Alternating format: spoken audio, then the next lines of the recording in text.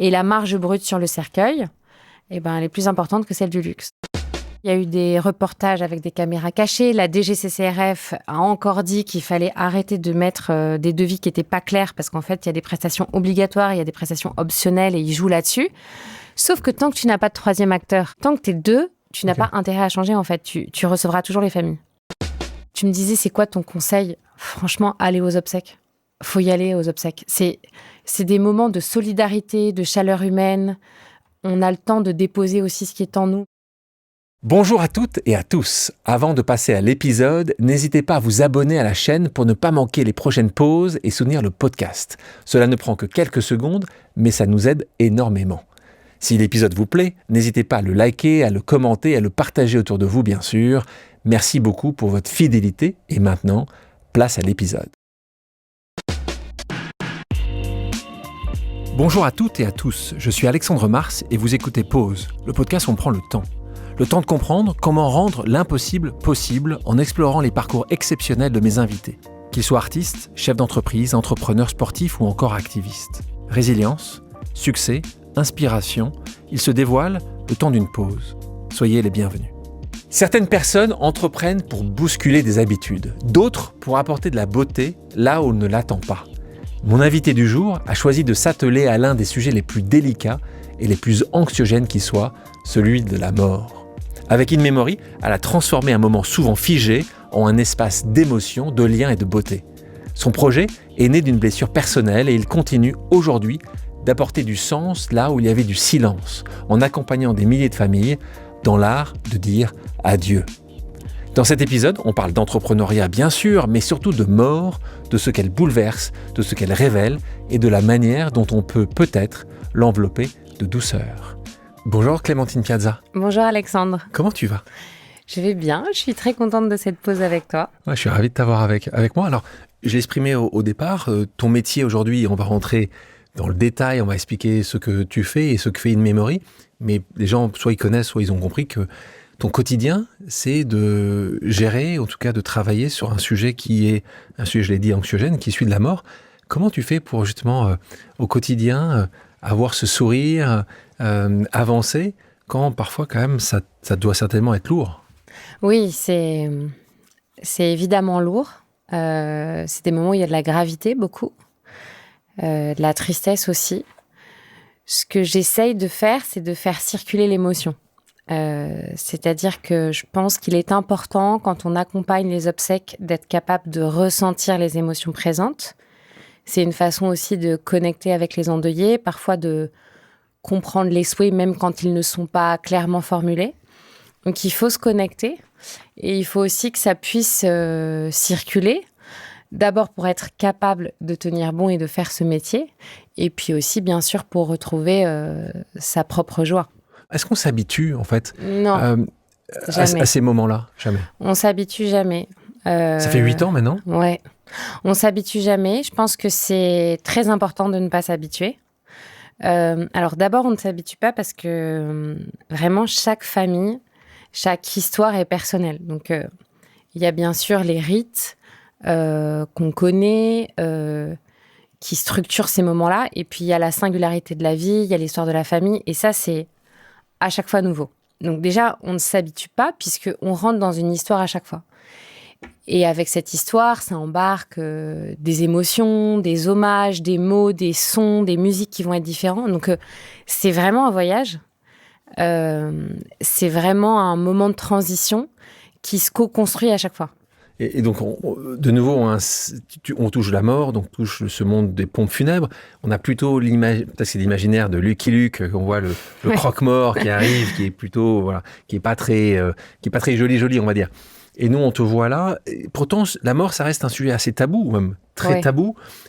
Tu penses qu'il y a une évolution quand même de cela, ou est-ce que tu penses qu'il n'y a aucune raison que ça change parce que c'est quelque chose qu'on ne veut pas accepter? Je pense qu'il y a une grande évolution. Alors, pour 2 raisons. D'abord parce qu'on a traversé quand même des périodes de confinement où on a compté les morts à la télévision. Enfin, il faut quand même se rendre compte de ce qu'on a vécu.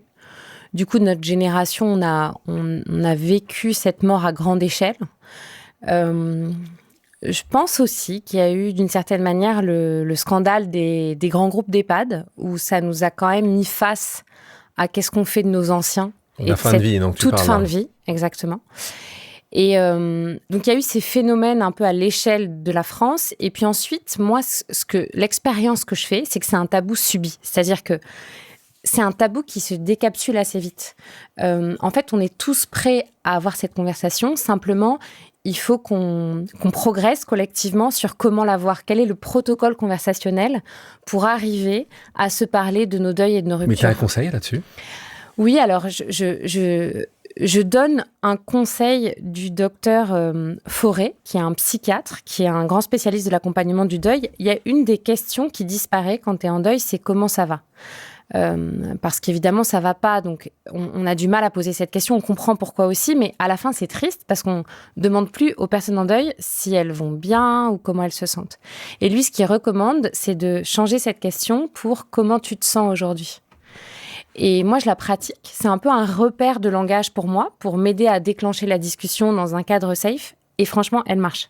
Donc, en fait, ne posez plus la question comment tu vas, mais comment tu te sens aujourd'hui. Et le aujourd'hui est important parce que le deuil est un chemin très chahuté. Et donc, de mettre cette notion de temps, ça permet aussi de dire, hier, ça allait pas bien, là, ça va mieux. Ou aujourd'hui, franchement, c'est hyper difficile. Tu vois, on est aussi plus en connexion avec ce qui se passe quand tu es en deuil. Et toi, sur la mort, à quel moment, toi, justement, tu l'as croisé pour la première fois, ce moment qui est un moment, je répète ce titre, de gravité et de tristesse. Parce que parfois, ce qui peut arriver, en tout cas à certains entrepreneurs, on crée quelque chose suite à un trauma. Ouais. On crée quelque chose parce qu'on n'accepte pas. Toi, c'était quand, ce moment-là, la première fois où tu l'as croisé ? Alors, je l'ai croisé, j'en ai pas parlé souvent, je l'ai croisé quand j'avais 5 ans et que ma maman a perdu 2 bébés, un premier dans son ventre et Perrine à la naissance. Je ne m'en souviens pas comme d'un deuil, mais je me souviens parfaitement de où j'étais quand ma maman me l'a annoncé. Et je me souviens aussi de l'image qui a traversé mon cerveau à ce moment-là, qui était un grand tube lumineux vers le ciel. J'étais à côté de mon frère Arthur. Et c'est vrai qu'en tout cas, je suis pas capable, tu vois, d'être sûre du lien, mais sans doute qu'il y en a un. J'ai tout de suite pensé que la vie était fragile et qu'elle pouvait disparaître à chaque instant. Et donc, une des conséquences dans ma vie, c'est que j'ai toujours pris soin des au revoir en me disant, on ne sait jamais. Alors, c'est pas angoissant chez moi. J'ai navigué dans cet état, tu vois, c'est comme un état naturel. Mais du coup, j'ai une forme de surconscience que ça peut s'arrêter, ce qui m'a fait voyager dans ce grand mystère de la mort, dans c'est quoi perdre quelqu'un. Tu vois, j'ai beaucoup pensé à ça. Et sans doute qu'aujourd'hui, je me sens à ma place parce que j'ai déjà eu ces pensées de qu'est-ce que ça fait de ce manque-là et cette rupture-là, tu vois. Donc, et merci de partager ça, parce que je sais que c'est un choc, un trauma, quand la petite Perrine décède quelques jours après sa naissance. Justement, qu'est-ce que ça vous a resserré ? Tu parlais de ton frère Arthur, je crois que tu as un deuxième frère. Est-ce que ça vous a resserré ou justement ça a été quelque chose qui vous a suivi justement ? Est-ce que de temps en temps, moi, pour connaître des gens proches qui ont perdu des enfants, soit morts-nés, soit très, très tôt, ils continuent à aller au cimetière, quand il y a un cimetière, ils continuent à y penser. Ça, c'était quelque chose que votre maman vous a amené ? Est-ce que ça a été un suivi ou je pense qu'il y a d'abord eu ce deuil de mes parents qui est leur histoire. Terrible, terrible. Main dans la main et dont je peux pas trop parler parce que je pense que c'est un couple très amoureux et c'est sûr qu'ils ont vécu ça ensemble à leur manière. Après, on l'a toujours nommé. Je pense que ça, c'est très important.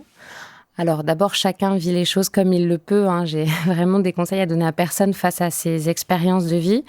Mais c'est vrai que, de la nommer. Et aussi, d'ailleurs, maintenant, moi, je suis sensible au prénom quand quelqu'un est parti.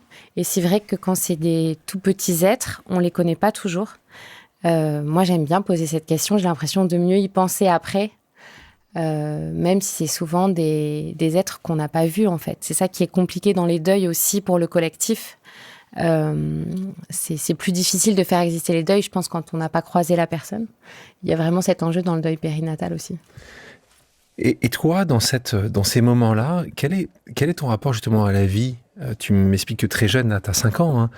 Donc moi non plus, je ne vais pas faire d'analyse de comptoir, mais il y a quand même des choses, et d'ailleurs ça vient de toi, quand tu réfléchis, je te voyais, quand je te posais la question, je te voyais même hésiter à en parler à un moment, et je te remercie d'en avoir parlé, parce que pour beaucoup de gens qui nous écoutent, je pense qu'on devient différent après un deuil. Moi, c'est le décès de mon frère, tu vois, il y a 7 ans de ça, qui n'était pas du tout prévu, il était jeune, et je m'y attendais pas.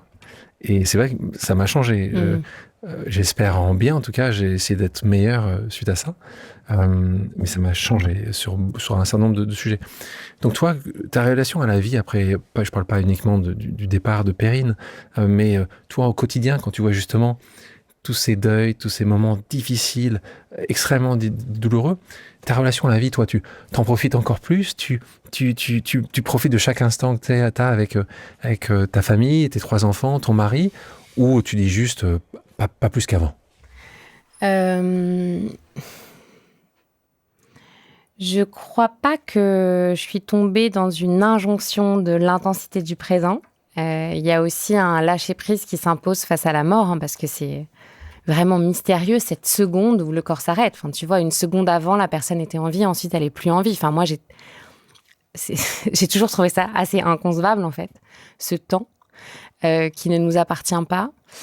Donc, il y a une prise de conscience qu'il y a vraiment des choses que tu maîtrises pas. Et c'est comme ça. Et ça a toujours été comme ça en plus.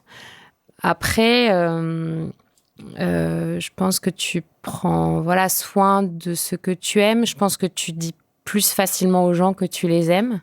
Je pense que tu oublies moins de dire les choses qui comptent et du cœur, tu vois. Ça, oui, ça a dû me changer.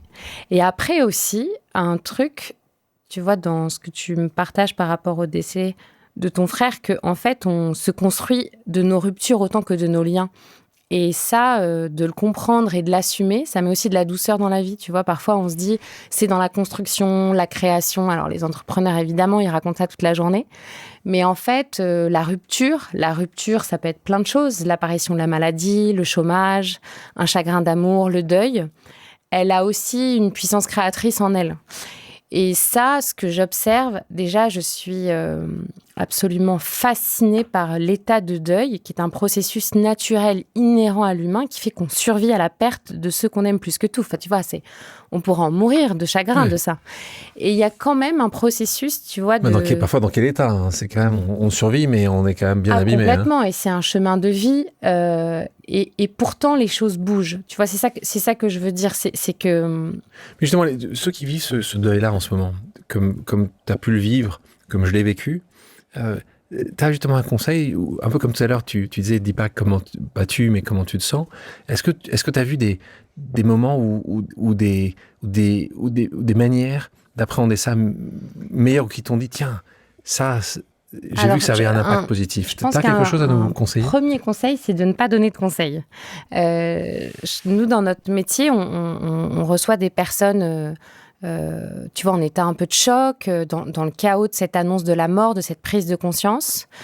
Et déjà, il me semble qu'une partie du métier, c'est de considérer la souffrance.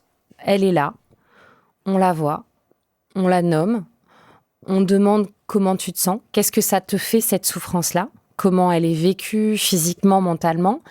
Et à partir d'elle, est-ce qu'il y a des souhaits par rapport aux obsèques ? Finalement, on n'est jamais dans une injonction ou un conseil. Et je ne sais pas pourquoi on se dit, pour assurer, il faut que je trouve le bon conseil. En fait, c'est assez arrogant, je crois, déjà, parce que franchement, moi, je n'ai pas la solution face au deuil, j'en sais rien. Je suis simplement dans une posture de non-jugement aussi, ça c'est très important. En fait, tout est OK et tout ce que la personne va partager est OK. Ça, de laisser percevoir, ça libère la parole, ça permet d'accéder à c'est quoi mon état de souffrance. Et déjà, c'est énorme en fait. C'est déjà presque tout le chemin. Et puis ensuite, si la personne demande de l'aide ou si on est en capacité de pouvoir aider sur quelque chose qui est clair, là, c'est assez génial parce que, moi, c'est un autre moteur de mon métier, c'est l'utilité dans la souffrance. C'est à la fois le courage de la considérer et être là pour l'accompagner.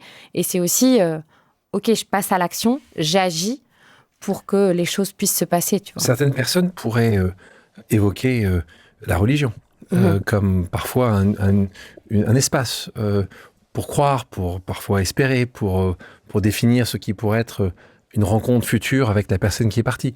Toi, là-dessus, votre entreprise, vous travaillez sur différentes religions, en tout cas 4 religions majeures en France.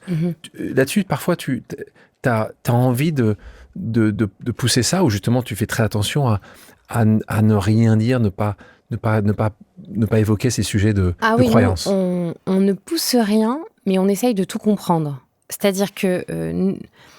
par exemple, il y a une famille de tradition catholique, mais qui ne pratique plus.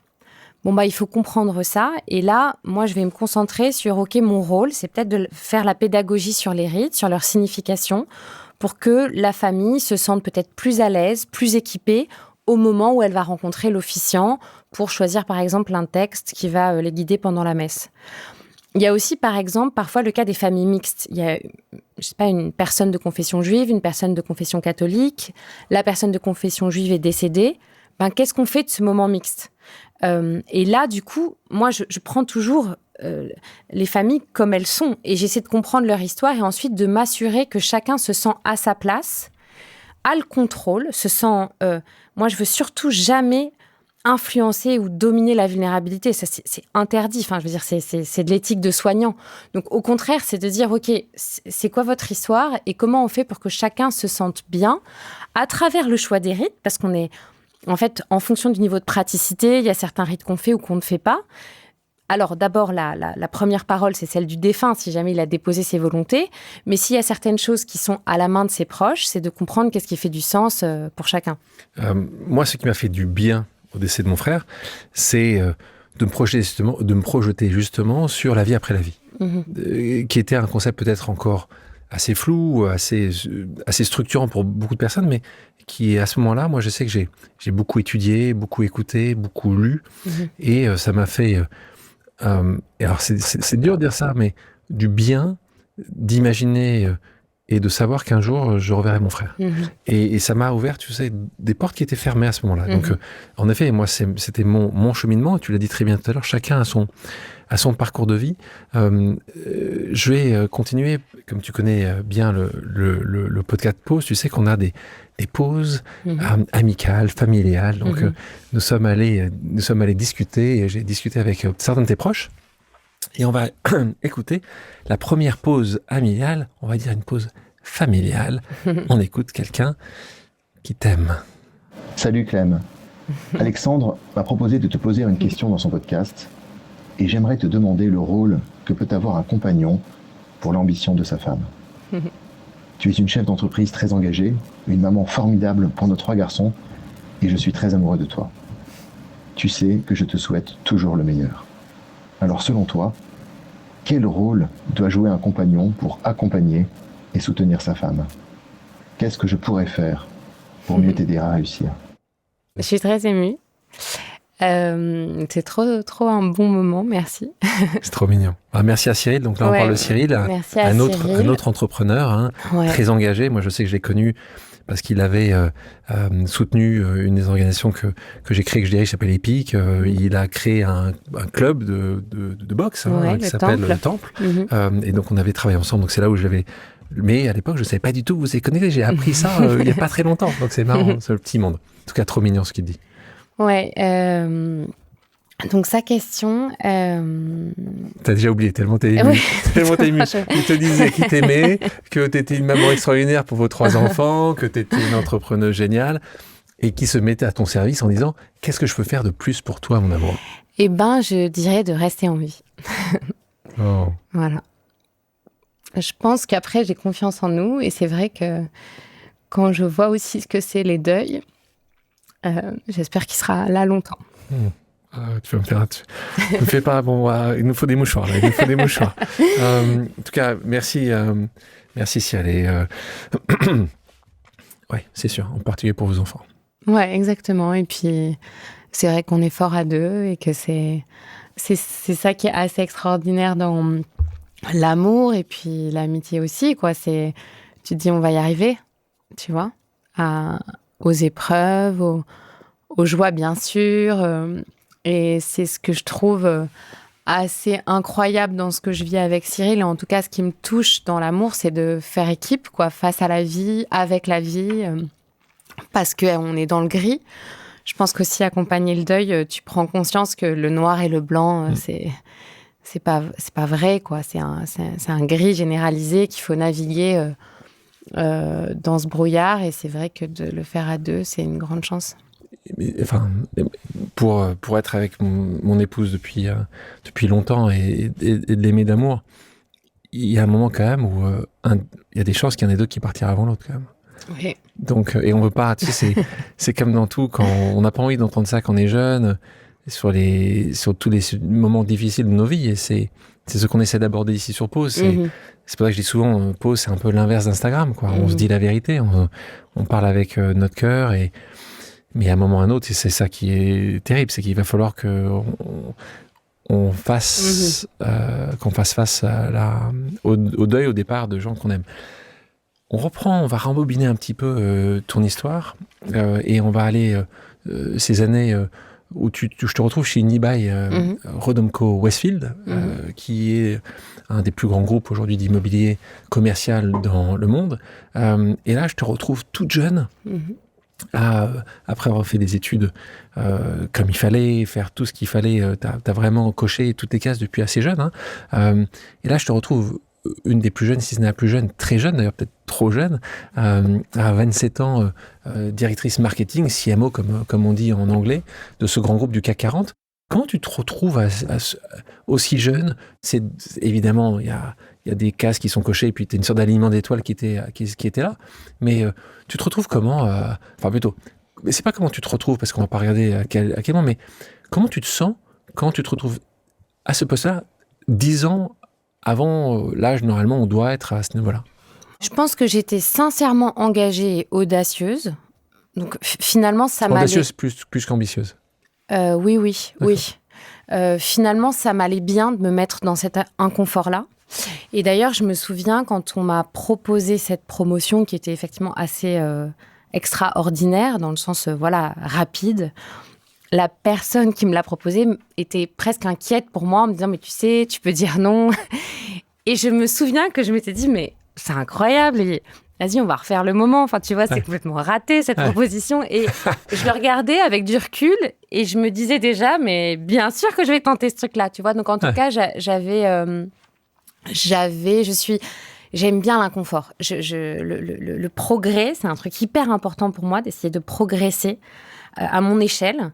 Et je trouve que quand tu es dans des zones que tu maîtrises pas trop, ça s'invite encore plus rapidement, tu vois. On parle parfois, et on parle souvent ici, des difficultés que tu peux rencontrer quand tu n'es pas ce qu'on imaginerait être en face de la table. Là, tu es une femme jeune.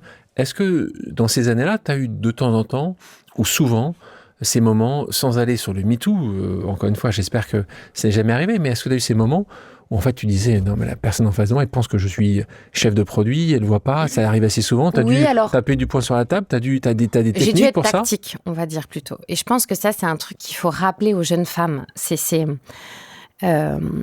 Tu vois, j'étais dans l'immobilier, c'est souvent les hommes qui dirigent, en plus local, c'est un business local, donc le patron de l'Espagne, c'est un Espagnol installé, qui connaît ses actifs par cœur, c'est pareil en Suède, c'est pareil en Allemagne, donc évidemment, tu vois, j'ai ce paysage-là. Alors après, je me suis pas dit que c'était contre moi, je me suis dit que c'était plutôt étranger pour le moment et qu'il fallait que j'en comprenne les codes et que je sois tactique pour faire ma place le plus tôt possible.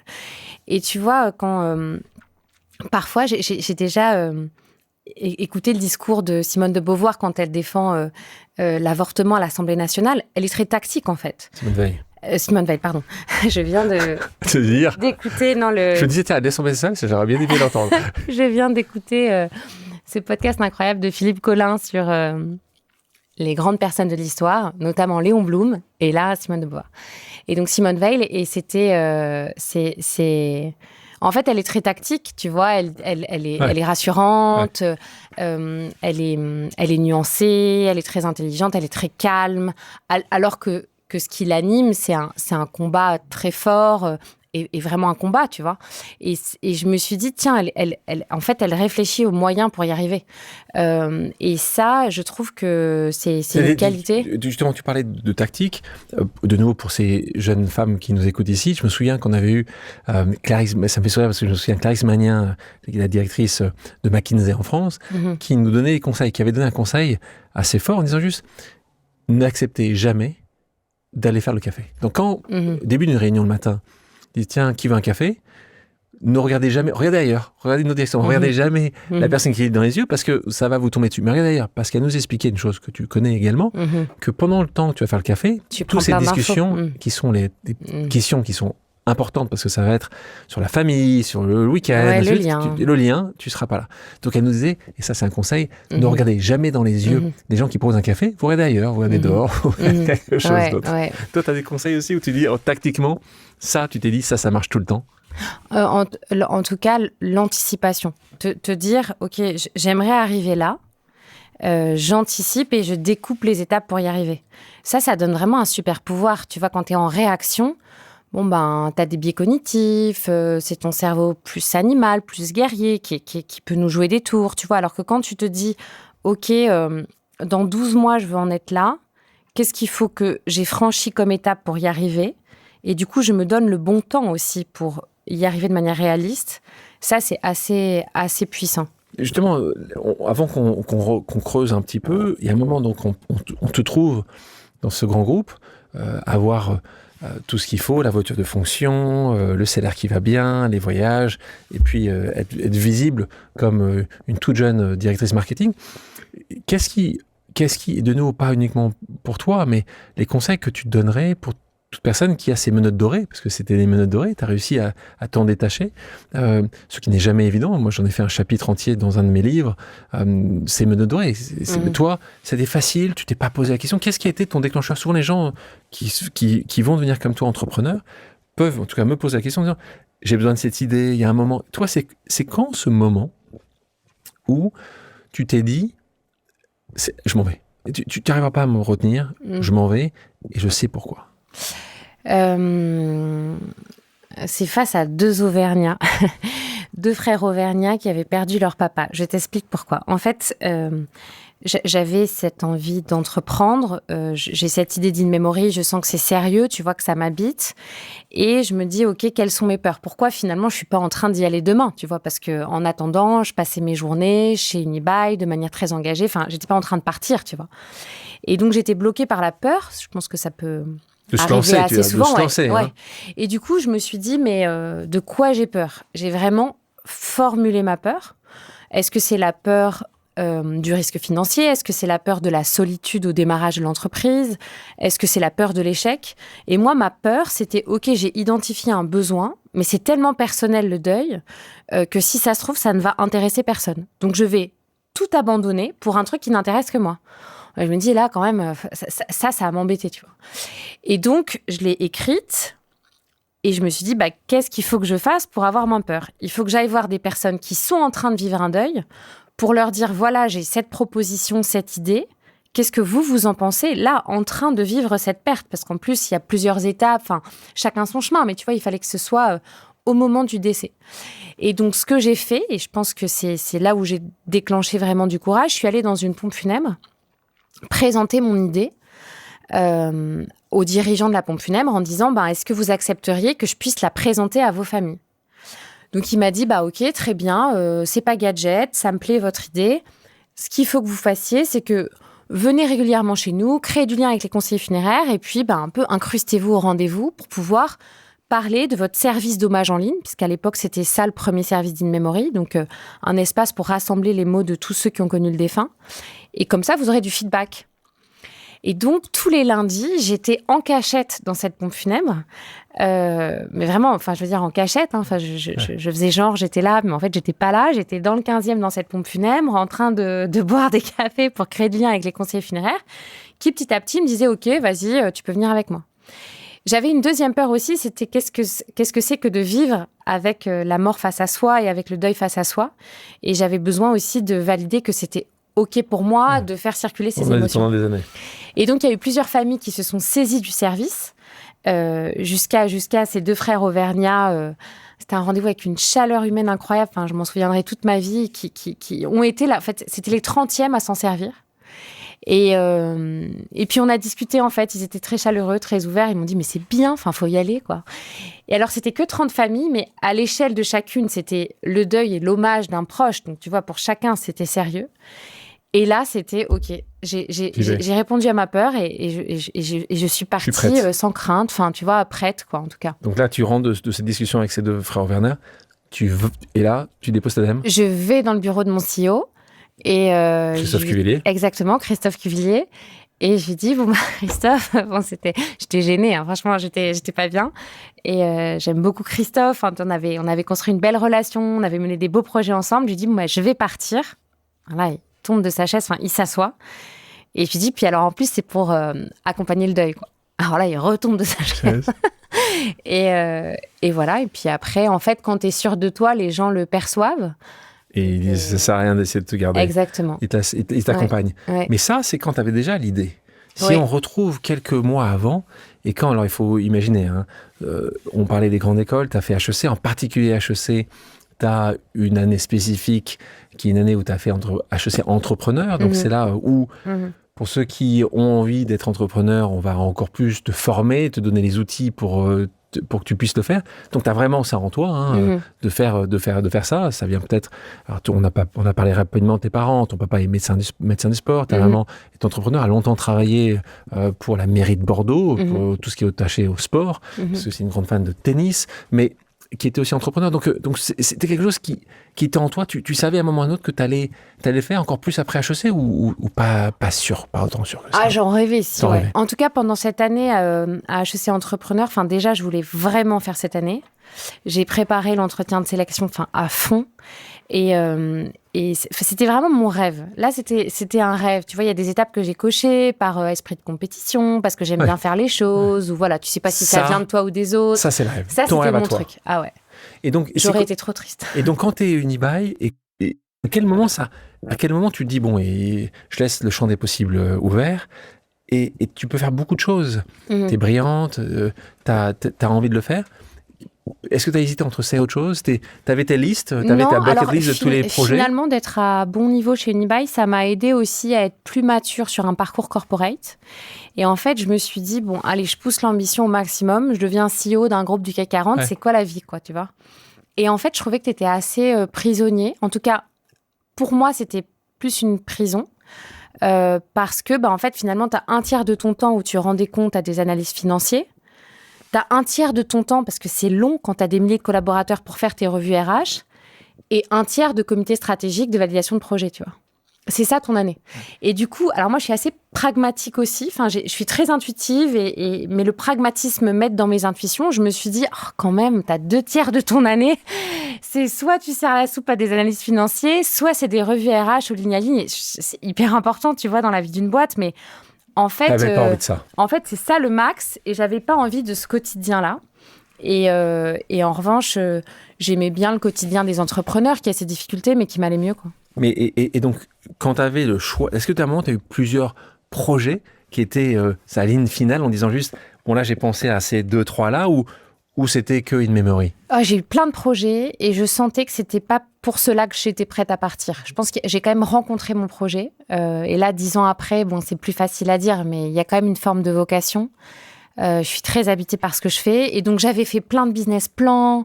J'en avais parlé avec des copines. J'avais parlé à des potentiels associés. Et à l'intérieur de moi, je savais que c'était un sketch et que j'essayais, tu vois, d'être l'actrice de cette vie-là, mais qu'en fait, c'était pas en train de partir. Et pour In Memory, c'était sérieux, je l'ai senti. T'es partie toute seule? Ouais. ce qui est assez rare. De l'entrepreneuriat, pour ceux qui connaissent, c'est vrai, quand on entend parler, souvent, on conseille les entrepreneurs de partir à 2, parfois à 3. Toi, seul. Oui, et puis c'est ce qui m'allait bien. Je suis à l'aise avec la solitude et je préfère prendre le temps de choisir mes compagnons de route. Au fil de l'histoire de l'entreprise aussi, j'avais quand même conscience que c'était assez certain que j'avais pas la vision parfaitement juste des 10 prochaines années. Tu vois, s'il y a un truc que tu sais, c'est que tu vas bouger, te modifier. Et je suis même devenue société de pompes funèbres et maintenant, c'est 300% de mon énergie. Et j'avais envie de prendre ce temps-là et la solitude, c'est OK pour moi. On parlait d'HEC et moi, j'aimerais bien t'interroger justement sur ta vision des grandes écoles. La dernière entreprise que j'ai montée qui s'appelle Infinite, qui est une organisation qui est une start-up également, mais sur le EdTech, donc qui permet que tous les jeunes les plus brillants de France qui viennent des classes populaires puissent aller justement dans les meilleures écoles de France en leur donnant des prêts à taux zéro, sans garant. Et quand ils finissent leurs études et qu'ils sont embauchés par les plus grands groupes, comme toi tu as été en sortant d'HEC, ils rembourseront, mais ils ne rembourseront pas l'entreprise, ils rembourseront pour financer le prochain jeune. Donc en fait, c'est un modèle infini. C'est Infinite. Toi qui as vécu dans ce monde des grandes écoles, est-ce que tu penses que c'est mieux de passer par ces écoles-là pour justement être entrepreneur? Est-ce que tu penses qu'on est encore dans une société qui coche beaucoup la case grande école? Et je pense que très souvent, la première chose qu'on va te demander dans Parole de rendez-vous, c'est qu'est-ce que tu as fait comme école? Est-ce que ça t'arrive encore? Est-ce que tu penses que dans ce combat qui était le tien en tant qu'entrepreneur, qui est ton combat qui est aussi de femme et jeune, est-ce que tu penses que cette carte grande école a été souvent utilisée à profit? C'est sûr, certainement. Tu l'as pas conscientisé? Si, ce que je trouve le plus excluant, c'est les codes sociaux, c'est l'homogamie sociale, tu vois, c'est tous ces signaux faibles. Je trouve que ça, quand tu les as pas encore appris ou que on te les a pas transmis, je pense que c'est très violent. Peut-être plus que garçon-fille. Les codes. Ouais, les codes. Les chiffres, je l'ai dit, un jeune de milieu défavorisé a 15 fois moins de chances d'intégrer une école que si tu viens de milieu aisé. Et tu as 70% d'étudiants qui ont intégré une grande école qui sont donc issus de milieu aisé. Donc, de nouveau, la différence que tu as vécue à HEC ou dans d'autres écoles est très forte entre en fait, deux systèmes qui ne se parlent pas forcément et qui vivent en parallèle. Donc, les codes sont, d'ailleurs, on le voit nous souvent, et donc chez Infinite, c'est pour ça que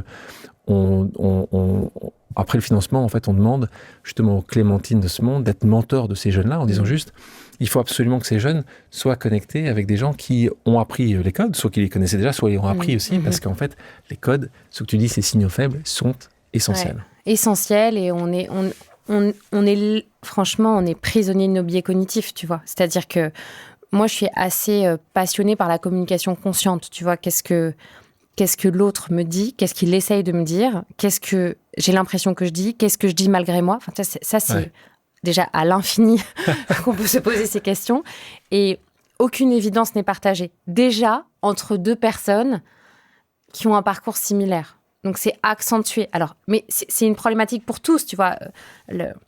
Moi, ce que j'adore dans le métier de vendeur, c'est que c'est cette empathie, c'est comprendre c'est quoi le besoin réel, qu'on me formule ou qu'on me formule pas, et comment je rebondis, et comment à la fin, la confiance, elle se scelle, tu vois. Et c'est accentué quand les parcours sont différents. Et je pense que ça, c'est un immense, et tu as raison d'accentuer là-dessus. C'est ça qu'il faut transmettre. Revenons à une mémoire. De nouveau, on en parle un peu, on explique, mais sans être vraiment allé dans le dur. Fais-nous justement la vendeuse qui est en toi, qui va se réveiller. Là, ça va pas être la vendeuse, c'est plutôt est-ce qu'on est prêt à exactement. Là, plonger. Moi, qu'est-ce que tu fais? Qu'est-ce que ça fait? Si tu dois l'exprimer justement avec le temps, qu'est-ce que vous faites, si ce n'est de différent en tout cas, qu'est-ce que vous faites dans ce système, dans notre écosystème, dans notre monde de différent, et pourquoi c'est essentiel aujourd'hui d'arriver à avoir un angle différent dès le début? Bah écoute, je suis contente d'avoir le temps pour le dire, parce que j'ai jamais trouvé une phrase courte. Je pense que les deux choses qu'on offre, c'est le temps et la justesse. Alors, la justesse. Ouais. D'abord le temps. on est entre deux temps quand on organise des obsèques. Déjà, on fait face à l'urgence du drame, l'urgence de la nouvelle, mais aussi l'urgence légale. Il y a 6 jours maximum pour organiser des obsèques en France. Un de nos métiers, c'est de soulager la famille de toutes les démarches administratives et légales qu'elle a à faire, de prendre ce temps-là sur nos épaules pour qu'elle ait le temps de se concentrer sur l'essentiel. Et ensuite, dans nos maisons, mes équipes, ce qu'elles offrent aussi, c'est des bulles de temps. On a bien compris, tu as dit maison, c'est pas boutique. Oui. Mais c'est marrant parce que tu utilises là, c'est un terme de luxe. Souvent, quand j'avais ici, il n'y a pas très longtemps, Bruno Pawlowski, qui est le président de la Maison Chanel, et il me parle de Maison Chanel. Ouais. J'adore. Alors c'est moi, que tu ça dis vient maison plutôt aussi. de quand un ami est triste, tu le reçois chez toi. Okay. Et en fait, je me suis dit, tu vois, quand j'ai pensé à c'est quoi un bon endroit pour recevoir des gens en deuil, évidemment, c'est pas derrière une vitrine, en fait. Évidemment, c'est pas dans les codes de la boutique.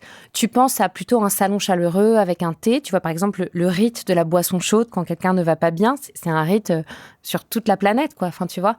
Et donc, j'avais ce côté de chez soi en disant, viens à la maison. Il fallait que ce soit à l'étage. Il fallait que ce soit à l'étage. Donc, en fait, nos maisons in memory, ce ne sont pas des agences en rez-de-chaussée, ce ne sont pas des boutiques, ce sont des bureaux confortables, avec certains codes de la maison, tu vois, il y a une bibliothèque. Mon objectif, c'était que les gens se sentent plus apaisés en rentrant pour avoir la force de décider et d'avoir cette conversation avec nous sur qu'est-ce qu'on fait pour les obsèques. Donc, excuse-moi, je t'avais coupé sur maison, je suis désolé. Donc, vous avez une dizaine de maisons maintenant ? Exactement. On est à Paris, on est à Lyon, on est à Bordeaux, on est à Nantes. On a 5 maisons à Paris. Donc là, c'est les lieux dans lesquels on reçoit les familles. Et là, on prend ce temps, on leur offre du temps.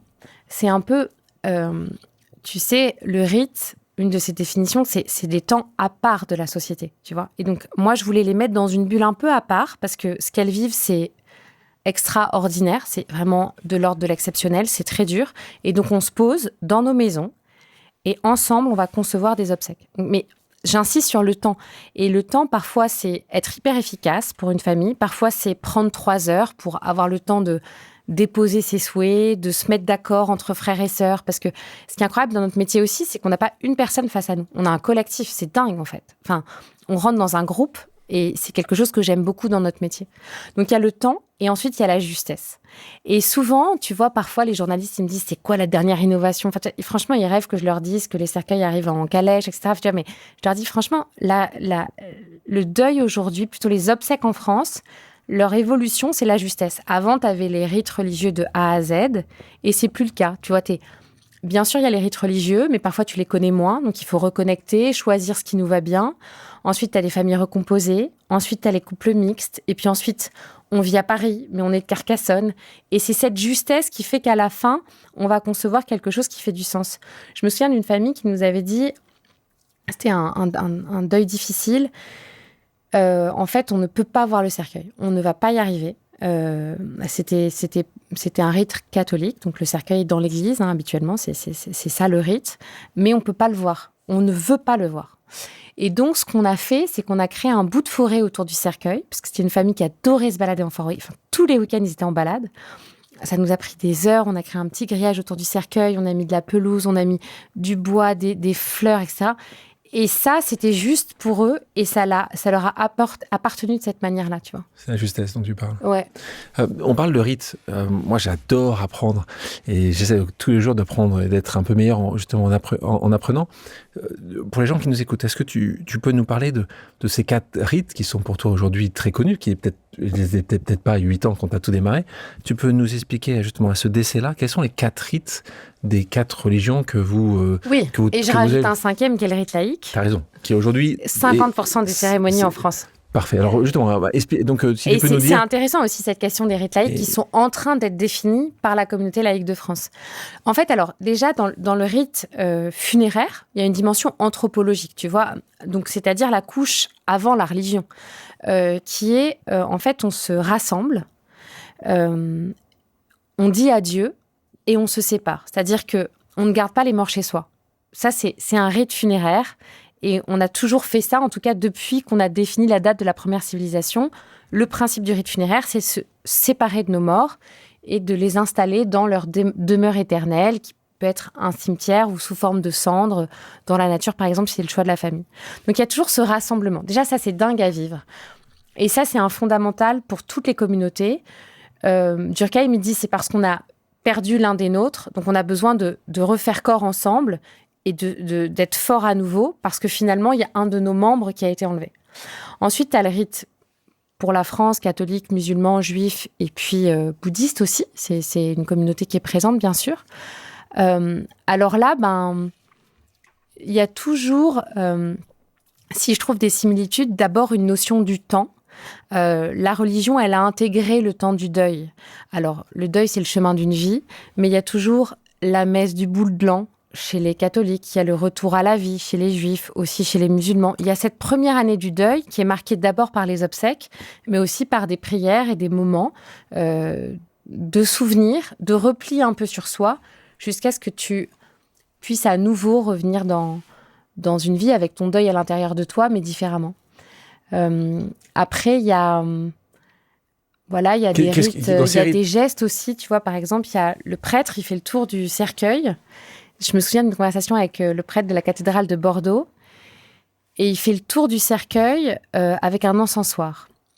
Et ça, lui, il m'a dit, moi, je fais ça. C'est son fondamental religieux, mais il m'a dit, j'y pense vraiment. Je sépare le mort de l'assemblée. Quand je fais ce tour-là, je les sépare. Et il me dit, une fois, j'ai autorisé l'épouse du défunt à le faire. Je me suis trompée. Parce que c'était pas elle qui était en capacité de se séparer de son mort. Je pense à une autre chose dans cette discussion qui m'a touchée. Il m'a dit à un moment, on était en plus dans la nef, tout est très calme. C'est incroyable d'être dans les lieux spirituels tout le temps parce que c'est vraiment une autre énergie. Et il me dit, mais qu'est-ce que vous pensez, vous, de la grande photo dans les cérémonies ? Il me dit, je sais pas quoi en penser, parce qu'à la fois, il y a la personne qui est là, qui est pleine de vie, puis il y a le cercueil. En fait, la personne, elle est dans le cercueil. Je sais pas si c'est bien. Vous en pensez quoi, vous ? Et donc, ce que je veux dire par là aussi, c'est qu'il y a des rites qui se cherchent. C'est vrai qu'aujourd'hui, il y a de plus en plus de familles qui demandent une belle photo. C'est une façon de personnaliser par touche ce parcours d'obsèques, même s'il est religieux, en tout cas chez les catholiques, parce que c'est pas possible chez les juifs et les musulmans. Mais lui s'interrogeait sur est-ce que ça aide ou en fait est-ce que ça rend les choses plus difficiles. Après, il y a les toilettes rituelles aussi, réalisées pour les musulmans et pour les juifs par des associations religieuses. Donc ça, c'est je trouve des rôles pour leur communauté dingues, tu vois, c'est des personnes, c'est vraiment les passeurs de l'ombre. Alors nous, on est passeurs, mais eux aussi, tu vois, c'est ce rite de la toilette. Et puis sinon, c'est nous qui réalisons les toilettes pour les laïcs et les catholiques. Et là, on fait appel à leur communauté. Est-ce que, parce qu'il y a tu parlais de rapidité, selon les religions, il y en a qui doivent être beaucoup plus rapides que d'autres. Ça, pour toi, c'est à appréhender c'est encore plus compliqué, c'est dans l'instant c'est ou dans la journée. C'est militaire, quoi. C'est-à-dire que, en fait, effectivement, pour le rite juif en particulier, le rite musulman aussi, mais notamment le rite juif, si je prends par exemple la communauté juive d'Israël, elle enterre tout de suite. La loi l'autorise et il y a une injonction du retour à la terre. Il y a d'ailleurs un geste d'hommage que je trouve très beau chez les juifs, c'est le jeter de terre sur le cercueil. C'est un moment qui me touche toujours beaucoup. Et donc, du coup, en fait, si c'était possible, ce serait dans l'heure.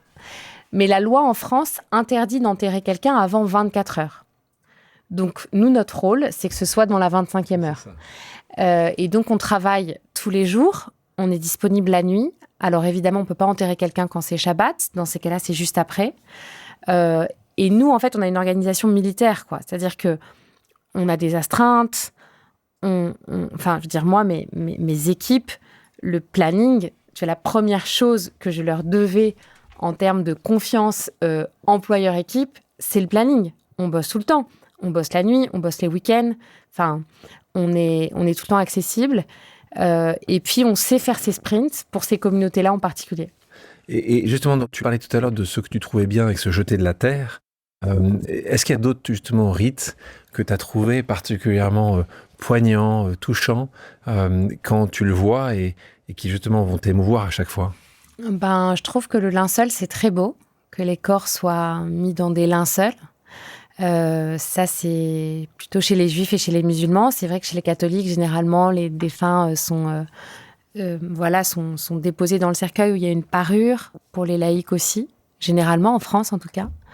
Mais je trouve que ce drap, c'est beau, en fait. Enfin, en tout cas, moi, je trouve ça très pur. C'est personnel, hein.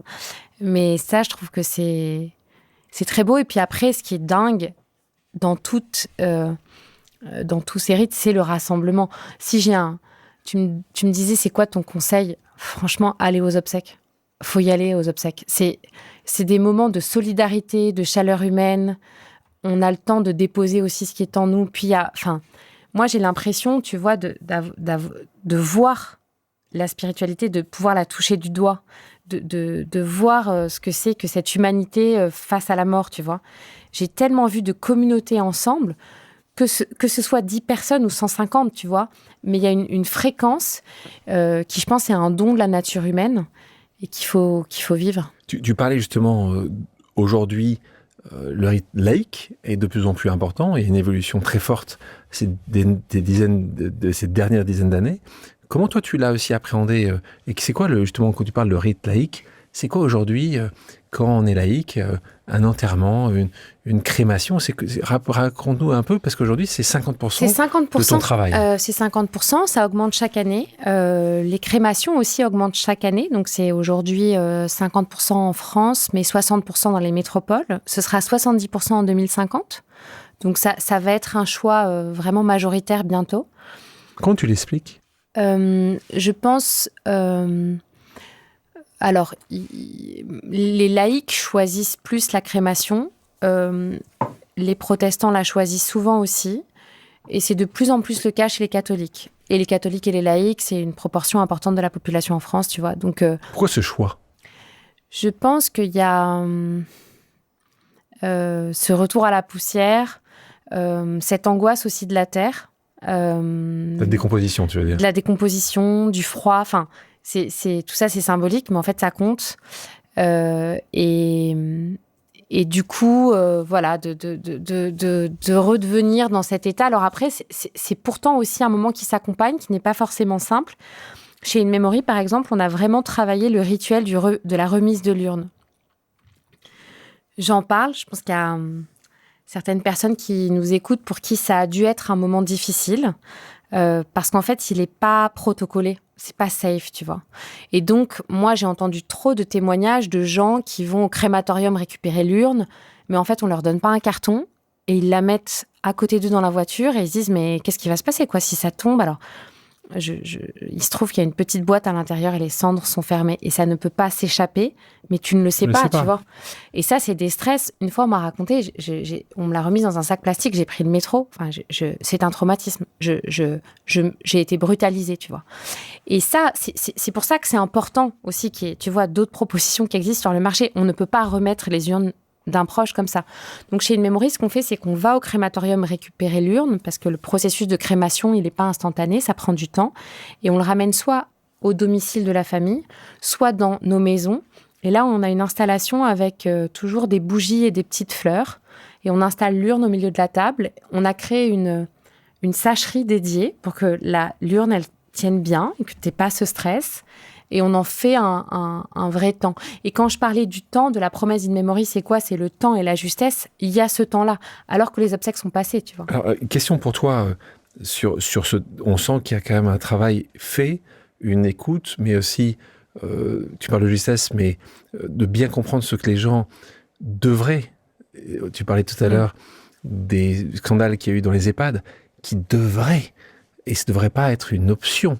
On devrait faire beaucoup plus attention à nos personnes âgées. On devrait plus faire attention à justement la manière dont on va, comme tu dis, tu as été brutalisé parce que tu as reçu ces cendres-là. Mais tout ça, est-ce que ça a un coût qui fait que tu es 3 fois plus cher que les acteurs du marché? Si demain je passe chez toi, est-ce que c'est à peu près au même prix ou est-ce que c'est beaucoup plus cher? Parce que j'ai l'impression de t'entendre et j'ai l'impression que là on est la maison Chanel et qu'à côté de ça je peux aller avoir moins cher ailleurs. Ouais, et ben écoute, sur tous les services funéraires on est moins cher. Après, je t'explique pourquoi. Quand on prend un devis de pompe funèbre, on va dire que le total est de 3 000 €. Ok. Alors, en moyenne, c'est 5 000 €. Prenons 5 000 €. Prenons 5 000 €. Tu vas avoir 2 000 € où c'est pour l'État, en fait. C'est des taxes de crémation, c'est des taxes d'inhumation. un achat de concession, par exemple, le prix établi par le conseil municipal. Et en fait, nous, on sert simplement à remettre l'argent ensuite à la bonne personne, à l'administration. Et ensuite, il te reste 2 500 euros. Là, tu étais à 2 000, là, tu étais à 5 000. Là, il manque 500 euros qui sont disparus. Oui, pardon, 3 000 euros. Je me disais, les cercueils sont plus chers. C'est bonne en maths, normalement. 3 000 euros. Et là, les cercueils, chez les grands groupes historiques, en fait, ils sont autour de 2 500 euros, tu vois. Et chez nous, ils sont à 1 000 euros. Et ça, c'est la partie du devis que la pompe funèbre maîtrise. C'est vraiment sa dimension commerciale, telle que c'est pratiqué par les acteurs historiques. Et la marge brute sur le cercueil, elle est plus importante que celle du luxe. Oui, mais attends, mais je comprenne. Et le service, il est compris dans ces 2 500 euros chez eux et 1 000 euros chez toi, ou au-dessus de ça? En fait, il reste 3 000 euros. Okay. Et ensuite, chez eux, tu vas avoir... 5 000 euros, c'est une moyenne. Mais bon, pareil, c'est beaucoup plus. Hein. Mais donc, du coup, tu vas avoir un cercueil qui est à 2 500 euros. Quand nous, il est autour de 1 500 euros. Et nous, à la fin, le panier moyen, il est entre 3 500 et 4 000 euros. En face, il est à 5 000 euros, notamment par le prix du cercueil. Et ça, c'est quand je suis rentrée sur ce marché, tu vois, tu te dis, OK, comment ça se price? C'est quoi une marge juste, en fait, que je peux défendre? Ou je suis droite dans mes bottes. Donc, nous, on a appliqué très basiquement une marge de service à la personne. Là où, en face, c'est beaucoup plus. Alors qu'on a une délégation de service public, alors qu'on accompagne toutes les familles, tous les porte-monnaies, et que le cercueil est le même d'une cérémonie à une autre. Enfin, tu vois, c'est important que ce soit un objet digne. Mais comment c'est possible? Enfin, peut-être que j'ai mal ou pas assez regardé. Comment c'est possible qu'il n'y ait pas des communautés de consommateurs qui ont pu réagir à ça? Il y en a eu plein. L'UFC Que Choisir s'est attaqué à ce secteur très souvent. Il y a eu des reportages avec des caméras cachées. La DGCCRF a encore dit qu'il fallait arrêter de mettre des devis qui n'étaient pas clairs parce qu'en fait, il y a des prestations obligatoires, il y a des prestations optionnelles et ils jouent là-dessus. Sauf que tant que tu n'as pas de troisième acteur, tu n'as pas de solution structurelle. Il y a un duopole, c'est ça que tu dis. Exactement. Il y a un duopole sur le marché dans les villes. En campagne, c'est des sociétés familiales. Tant que tu es deux, tu n'as pas intérêt à changer, en fait. Tu recevras toujours les familles. En effet, il n'y a pas beaucoup de concurrence. Et donc ça, ils ont dû être très, très contents de te voir arriver. Notre duopole préféré, là. Ils étaient ravis, en fait. Au début, ils t'ont vu... Ça me fait penser à une phrase que j'adore. C'était Andy Grove, qui était le président historique d'Intel, qui avait dit « Seuls les paranoïaques survivent ». Ils t'ont vu comment arriver? Ils t'ont vu... Elle est gentille, elle va être sur ce marché-là. Ou tout de suite, ils se sont inquiétés en disant juste, c'est compliqué. Ou ils se disent, parce que c'est quoi leur taille? Ils ont combien d'agences? Pompe funèbre générale, ça a autour de 2000 agences. Ah oui, donc ils sont beaucoup ouais, en fait, gros. ils ont vraiment... Pompe funèbre générale et Rock Éclair, ça a vraiment 100% du marché des grandes villes de France. D'accord, c'est ça. Tu vois, il y a quasiment plus d'indépendants. Il y a certaines villes comme Marseille où il y a des indépendants, c'est la seule. Donc du coup, c'est un marché qui s'est construit en rachetant des petits acteurs, qui a consolidé les parts de marché. Et du coup, quand tu es en situation de duopole, tu peux fixer les prix. Si l'expérience n'est pas parfaite, c'est pas grave.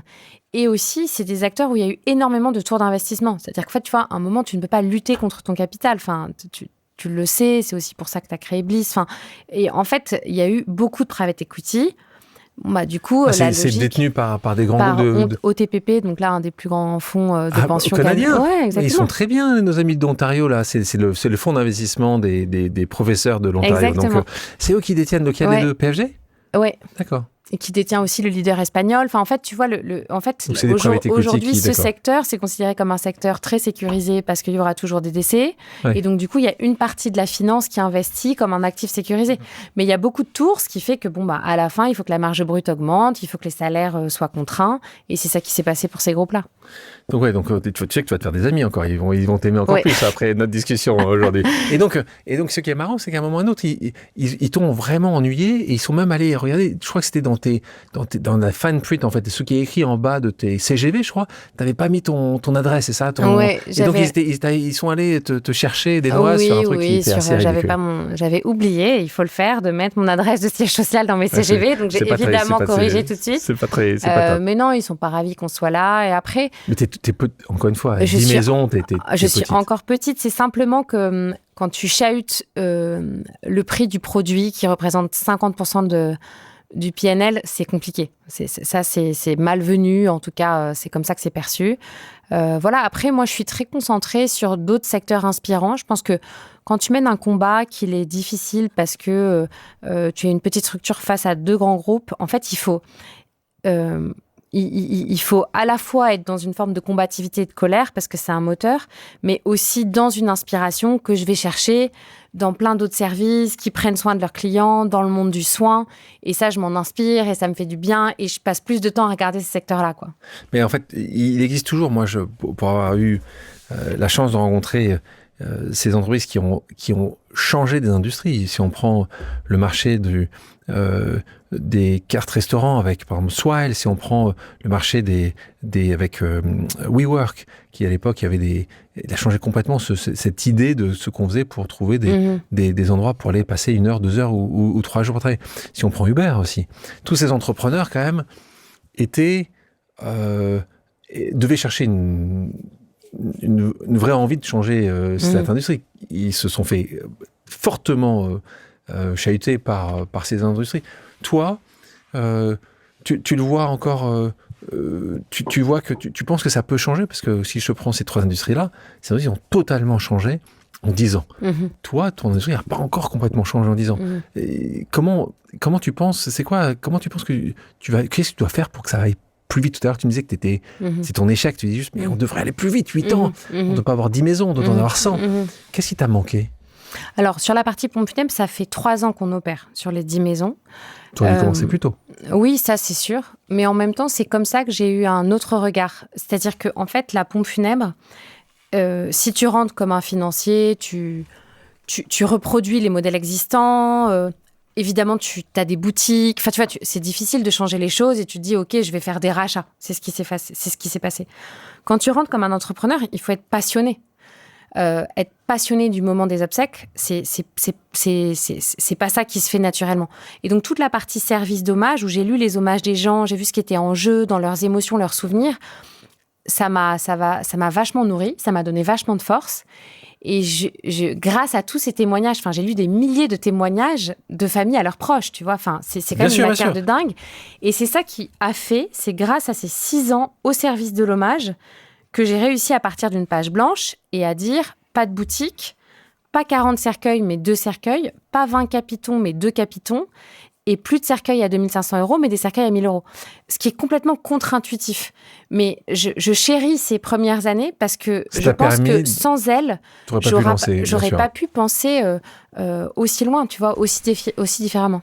On va continuer les pauses amicales. On écoute une autre pause amicale. On parlait de financement, on parlait de gens qui vont développer, financer ces grands groupes. Là, on parlait d'OTPP pour un concurrent. Là, on va parler à un de tes premiers investisseurs, un des investisseurs du premier jour. On écoute Jean-Romain L'Homme. Salut Clémentine, c'est Jean-Romain. C'est en admirateur de l'entrepreneuse que tu es et en investisseur privilégié de la première heure que j'aimerais te poser une question un peu provocatrice. La mission d'Inmemory est-elle de rendre le deuil plus doux, plus accessible ou bien plus rentable? Merci. Est-ce que donc, on parlait de rentabilité tout à l'heure, tu me parlais de marge, tu me parlais de chiffres. Donc Jean-Romain, qui t'a soutenu, je crois, dans le premier tour, vous avez eu 2 tours de financement, il faisait partie du premier tour. Ouais. C'est un business angel, il a réussi, il réussit d'avoir une très belle carrière dans la finance. Et puis aujourd'hui, il est très proche de quelqu'un que j'aime beaucoup, qui s'appelle Jean Moix, puisqu'il s'occupe des financements aussi du family office de Jean. Donc raconte-nous un peu ta réponse à ça. Est-ce que c'est plus doux? Est-ce que c'est plus rentable? Comment tu arrives à trouver cette balance?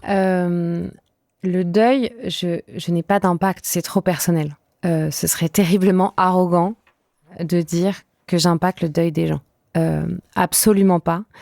Et c'est important pour moi de le dire parce que c'est faux, en fait, ça appartient à chacun.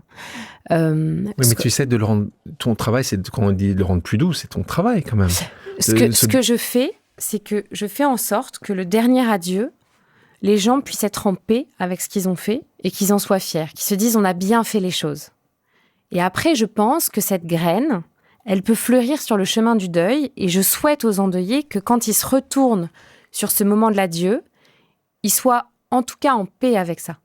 Mais j'espère que ça fait de la floraison sur le chemin du deuil et j'espère que ça aide, mais je dirais pas ça. Parce que ce dont je m'occupe, moi, c'est voilà, de la mort, du corps du défunt, d'en prendre soin, d'être les premières personnes de confiance que les endeuillés voient, de mettre en terre, de réaliser ces rites, ce rôle de passeur. Et ensuite, c'est vraiment à chacun que le deuil appartient. J'espère que quand ils se retournent, ils se disent « on a bien fait les choses, ça nous ressemblait, qu'on leur a pas volé ce moment-là », parce que je pense que ça, c'est peut-être encore plus dur. Alors, vas-y, tu voulais... Et ensuite, sur le deuil plus rentable, nous, c'est assumer que c'est moins rentable que chez les 2 acteurs historiques. Mais c'est assumé. J'ai 30 points de moins de marge brute. Ça me permet quand même de vivre, parce qu'il y a un excès en face, mais c'est complètement assumé. Et je protège. Il y a Jean Romain, parce que je le trouve super, que je sais que c'est un mec bien, et que j'ai choisi chacun de mes investisseurs pour qu'on n'en arrive pas là, en fait. Pour pas qu'ils, justement, au conseil d'administration, on me dise pourquoi tu n'augmentes pas les prix du cercueil ? Parce que ça arrive. T'en as pas eu ? Jamais. Mais j'ai choisi chacun.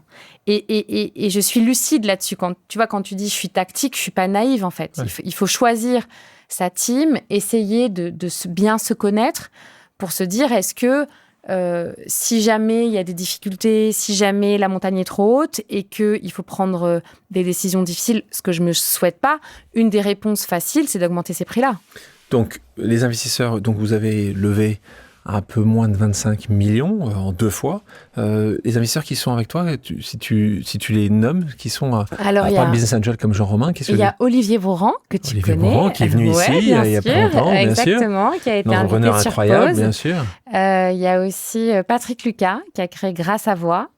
C'est un monsieur que j'aime beaucoup. Une superbe histoire, super entrepreneur.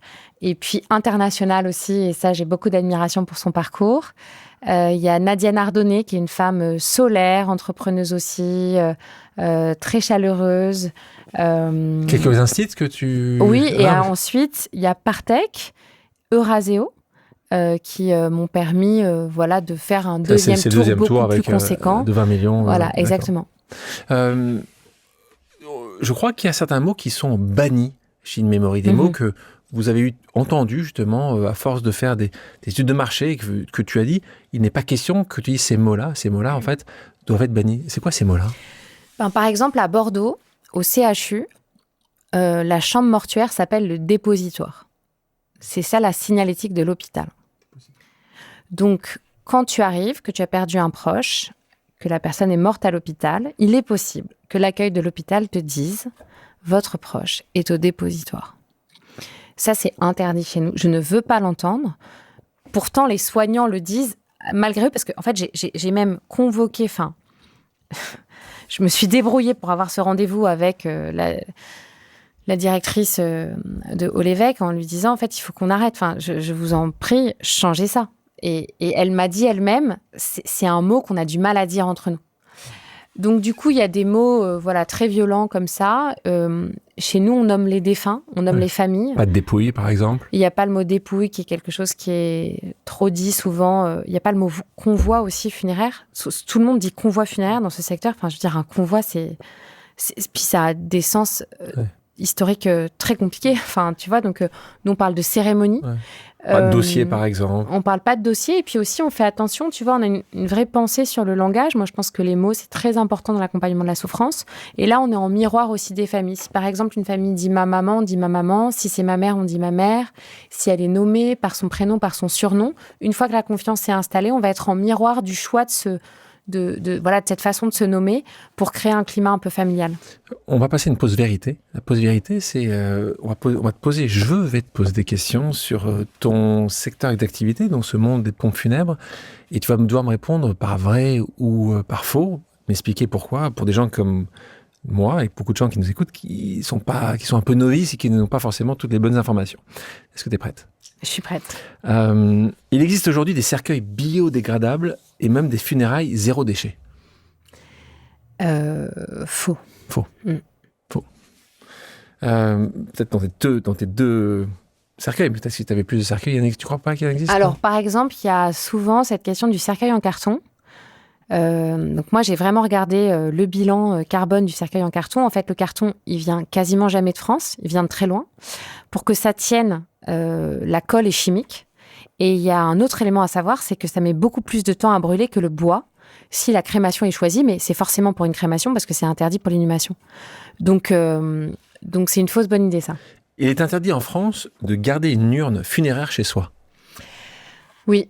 C'est interdit. C'est interdit. Mais ça a changé c'est interdit. Tu sais Non, ça n'a jamais été autorisé. Après, c'est fait et personne vient vérifier. C'est-à-dire que...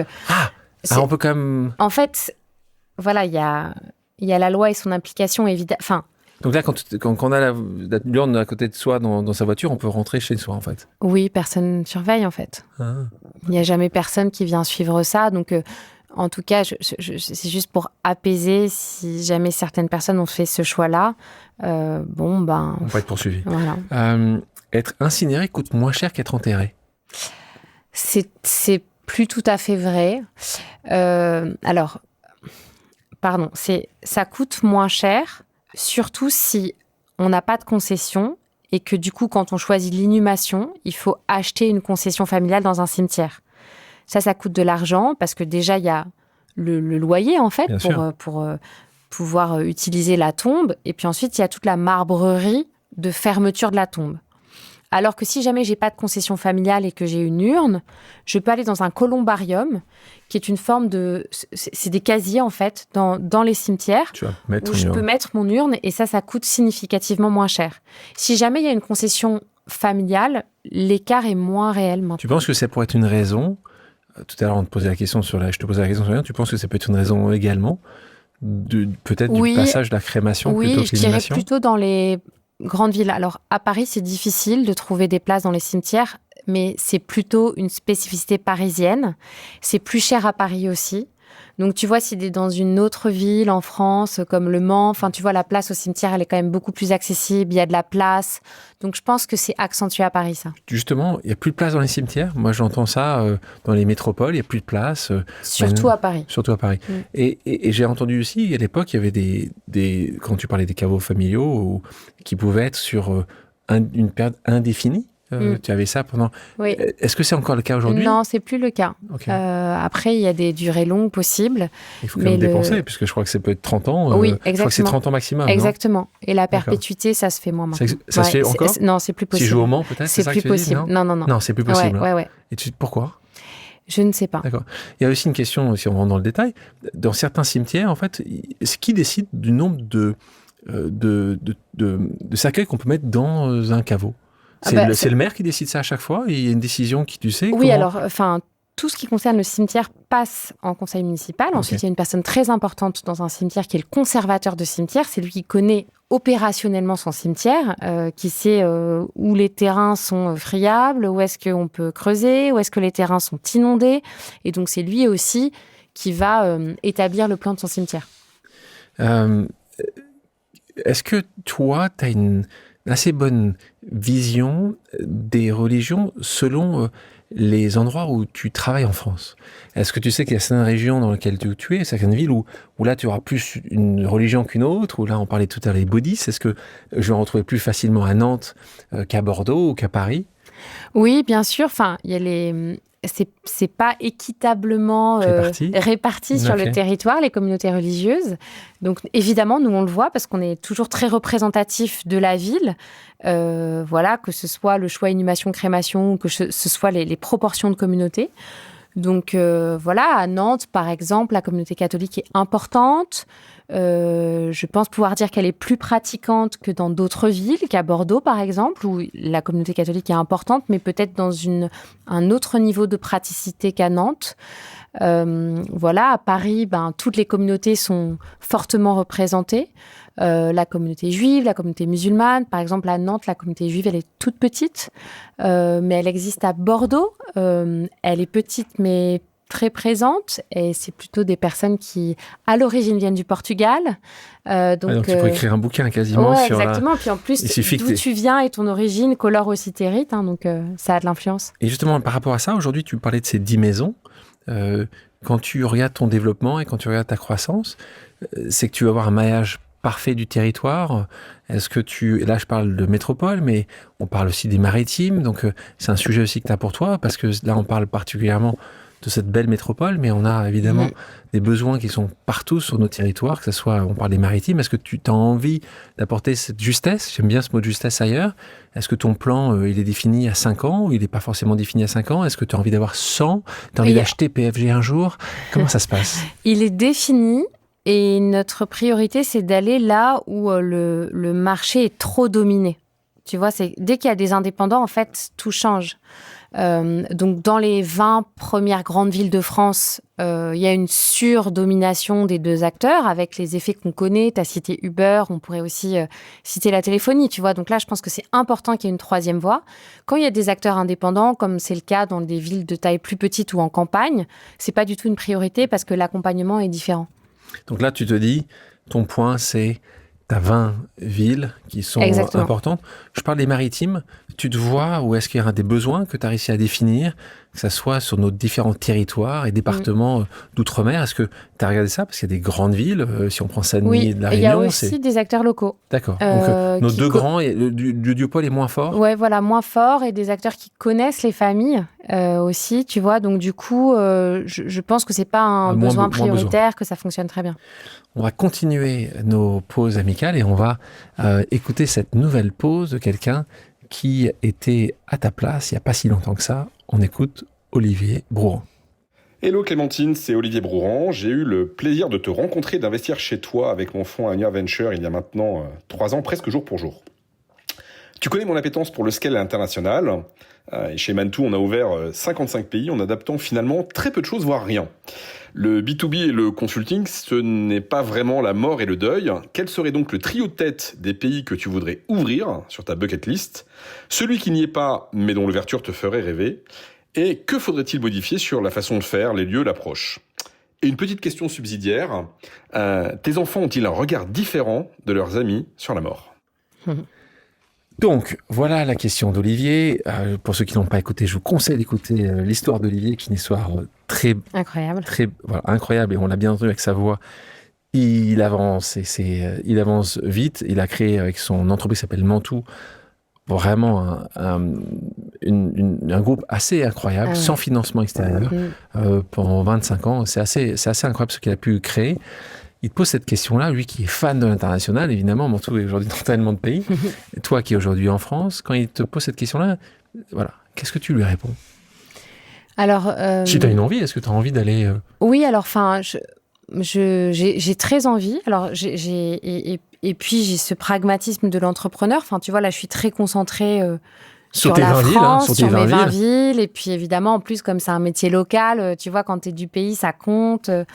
Et après, si on a des rêves internationaux, notamment, je pense qu'il y aurait une place possible en Espagne et aussi en Allemagne. Alors, en Espagne, pourquoi? Parce que le marché est très concentré aussi.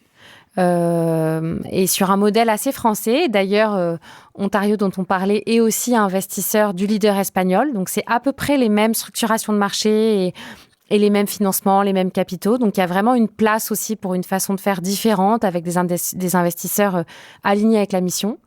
En Allemagne, ce serait pour des raisons différentes. C'est un marché qui est assez décentralisé. Et du coup... je trouve parfois opérer de façon un petit peu artisanale, alors que en fait, quand on opère des obsèques, je pense que, par exemple, le discours sociétal qu'on a, la marque, ce qu'on raconte sur la mort, le deuil, ça a un rôle. Et là, comme c'est plein de petites entreprises, il y a moins ce message qui, je suis sûre, concerne aussi bien sûr les Allemands.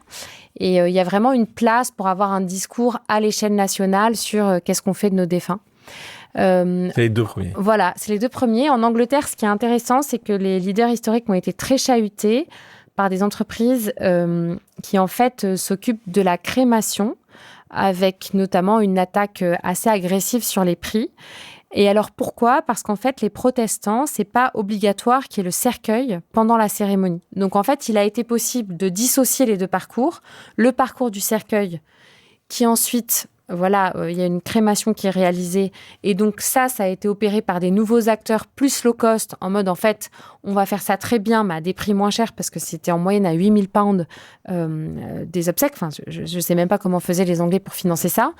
Et ensuite, la celebration of life qui peut avoir lieu 1 mois, 6 mois après, sans le cercueil. Donc ça a permis aussi qu'il y ait des acteurs très focus sur la crémation et sur les prix qui émergent. Donc ça, on a les... Olivier, tu sais à peu près où Clémentine devrait aller. Il posait une question sur tes enfants. Le plus grand a 10 ans, donc on est encore sur des petits enfants. Est-ce que comme toi, tu l'as vécu très tôt, après le décès de ta sœur, est-ce que tu abordes ce sujet-là?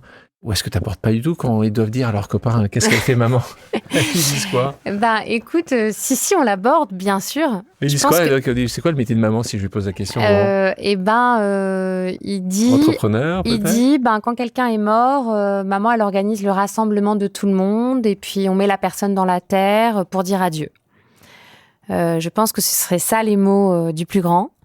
Après, Oscar a 5 ans, Marius a 15 mois, donc la question est moins fréquente.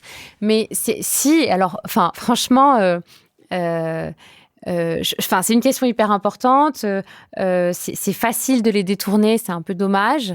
Moi, j'ai essayé aussi d'éviter un peu, tu sais, le côté qui embrouille, quoi. On passe d'un monde à l'autre pour que les gens soient moins tristes et qui est une façon aussi importante et spirituelle de parler de ça. Mais je pense que les enfants, ils ont d'abord besoin aussi de la vérité, en fait, et de comprendre. Et puis ensuite, on peut peut-être les amener sur d'autres chemins de la vie après la vie, par exemple, tu vois. Mais là, j'ai essayé d'avoir le courage de dire, OK, qu'est-ce qu'on fait, quoi?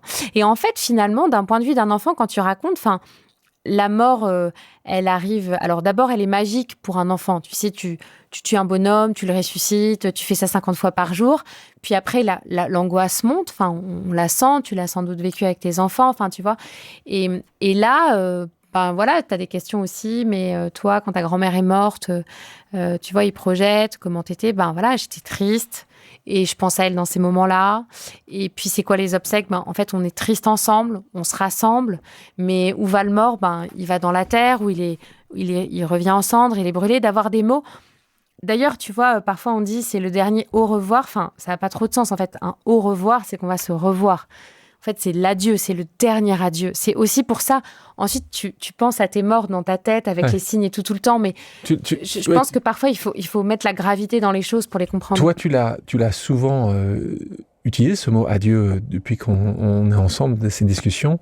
Toi, tu nais, et tu nais, d'ailleurs, tu grandis en tant que protestante, c'est comme ça, en prot, comme vous dites. Toi, ces spiritualités-là, puisque tu as été éduqué dans cette religion-là, est-ce qu'elle est toujours aussi forte? Est-ce qu'elle est plus ou moins forte selon les événements que tu vois, les décès que tu vois, l'injustice parfois de notre monde? Est-ce qu'elle est toujours importante pour toi? Parce que moi, je te vois, je t'entends, j'entends un combat, j'entends une combattante en face de moi qui n'accepte pas que ses adieux soient bâclés. Comment tu sens ta spiritualité? Elle est toujours au même niveau? Elle oscille fortement selon les jours? Alors, c'est une question pas simple. Je dirais qu'elle est... La mienne, d'une certaine manière, elle n'a pas beaucoup évolué parce qu'elle est... En fait, quand tu as ce rôle de passeur, tu es complètement habité par la spiritualité de l'autre ou de la communauté que tu accompagnes, tu vois. Et c'est incroyable à vivre, de rentrer dans l'intimité des communautés. Nos communautés nous définissent, je crois, parfois beaucoup plus que ce qu'on est prêt à admettre. Et donc, d'avoir accès à ces communautés, c'est pour moi un vrai cadeau du métier parce que j'ai l'impression de mieux connaître chacun aussi. Et en fait, du coup, moi, j'assiste à ces moments-là de grande spiritualité parfois de grande incompréhension, à ces rites, à ces chants, à ces prières ou à ces chansons ou à ces textes quand c'est laïque. Et ça m'habite. Et en fait, quand je suis dans ces cérémonies-là, je suis que avec eux. Et je pense que je parle au nom de toute l'équipe de dire qu'on a plein de défunts en tête. Vraiment, des histoires qui nous ont marqués. On les a pas vus, les défunts.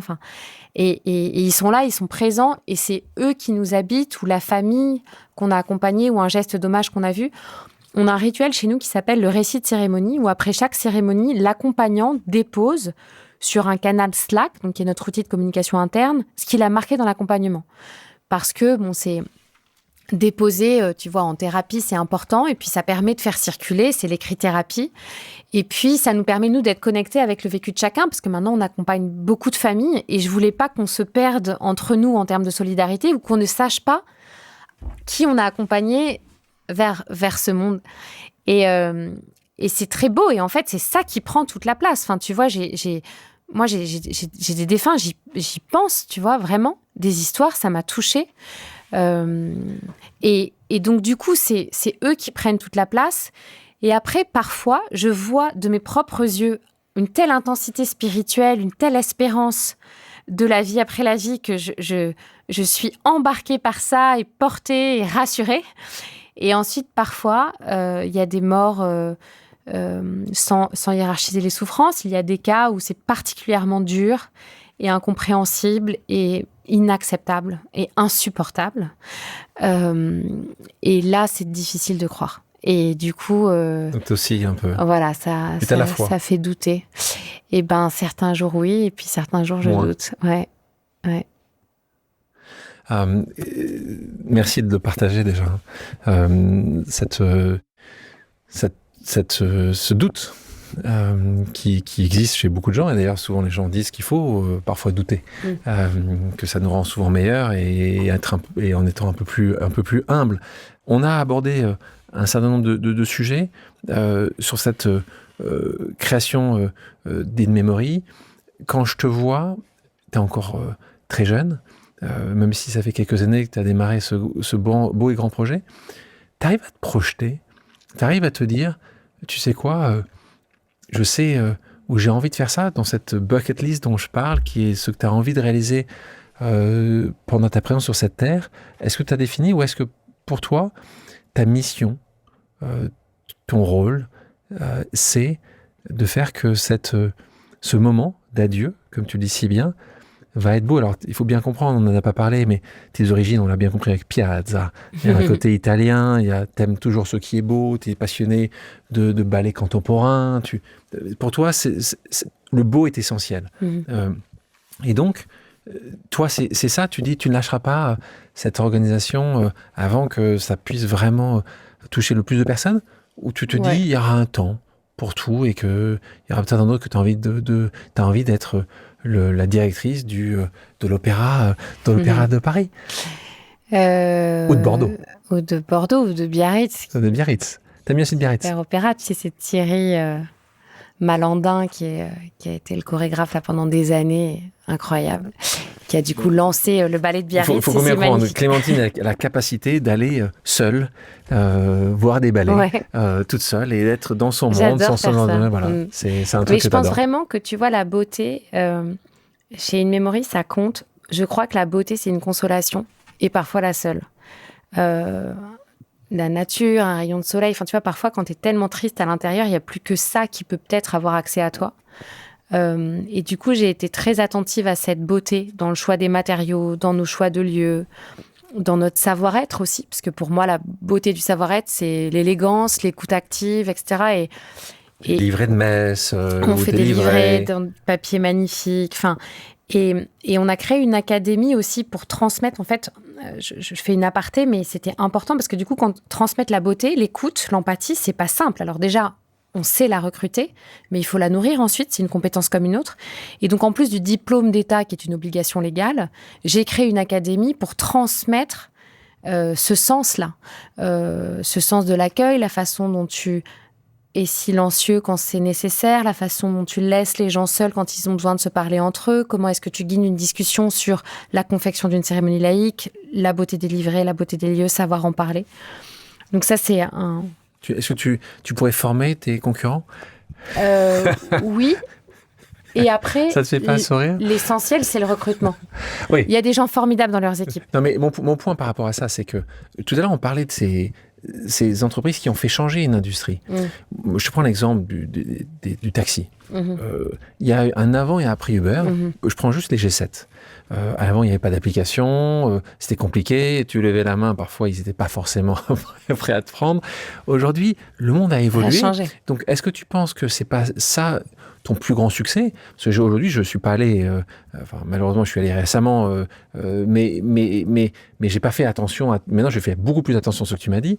Est-ce que tu penses que ça peut changer? Est-ce que tu penses que ça va changer? Tu as vu déjà des changements? À part le prix de tes concurrents, Non, sur le marché, non, parce qu'il faut qu'on soit plus gros pour que les choses changent.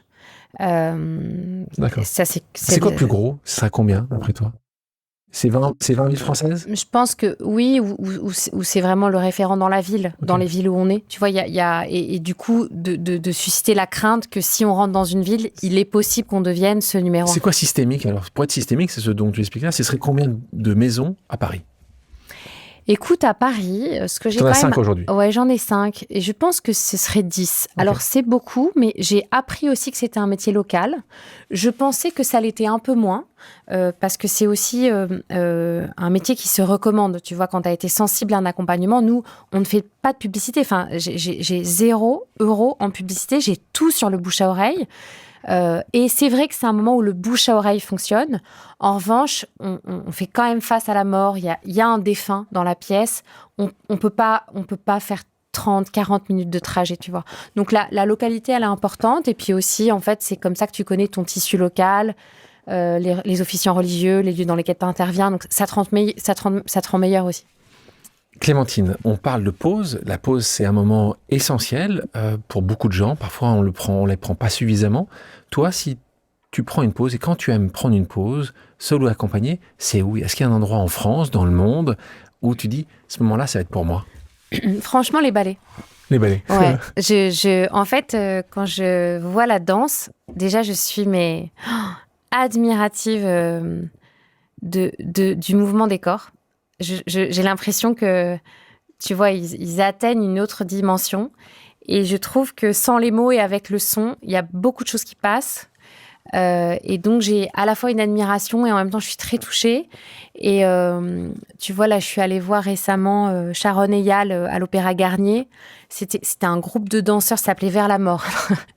C'est peut-être pour ça que ça m'a touchée, mais en gros, les mouvements étaient très, tu vois, saccadés, très intenses. Ça met presque dans un état d'hypnose que je trouve complètement incroyable. Et pour moi, c'est une vraie pause parce qu'on éteint la lumière, on est dans des lieux mythiques, on n'a pas son téléphone, on se parle pas, et on est complètement happé par ces danseurs qui nous donnent toute leur âme, quoi. Dernière question pour toi, avant-dernière question.